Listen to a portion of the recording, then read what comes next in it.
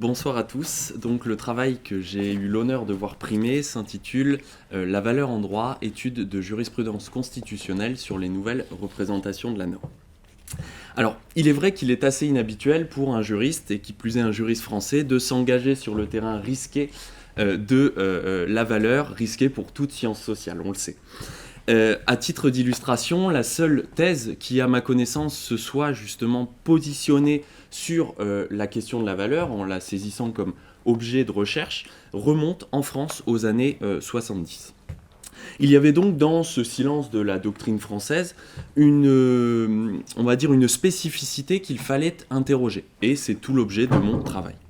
Alors, deux raisons justifient ce silence, qui constitue en quelque sorte deux faces de la modernité juridique. D'une part, au plan politique, on sait que le droit français s'est historiquement développé autour de la figure du législateur rationnel. Législateur rationnel qui va justement chercher les règles de droit dans un espèce de monde clos, fixe, inaccessible au commun des mortels. Cette fiction, justement, d'un droit presque préparé, d'un droit presque tout fait, si j'ose dire, s'oppose fondamentalement à l'idée de la valeur, puisque la valeur s'entend d'une véritable virtualité, c'est-à-dire qu'elle s'inscrit dans l'espace normatif sur lequel ouvre la liberté humaine et, pour ce qui m'a intéressé, la liberté du juge constitutionnel. D'autre part, au plan théorique, on sait que le droit français a été longtemps influencé par le positivisme philosophique. Positivisme philosophique qui a poussé ce droit à se penser sur le modèle offert par les sciences empiriques. Sciences empiriques qui ne s'intéressent qu'au domaine du fait. Le souci avec la valeur, c'est que la valeur n'est pas un fait, c'est une norme. Elle obéit au monde de la norme et non pas au monde du fait. La valeur n'est pas, mais vaut. Il me fallait ensuite apprécier la pertinence de cette exclusion dans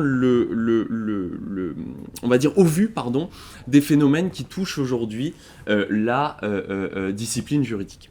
Et c'est l'objet de mon travail de montrer qu'il y a de la valeur en droit là où il y a de la fondamentalité, c'est-à-dire là où se pose d'une façon ou d'une autre la question des droits fondamentaux.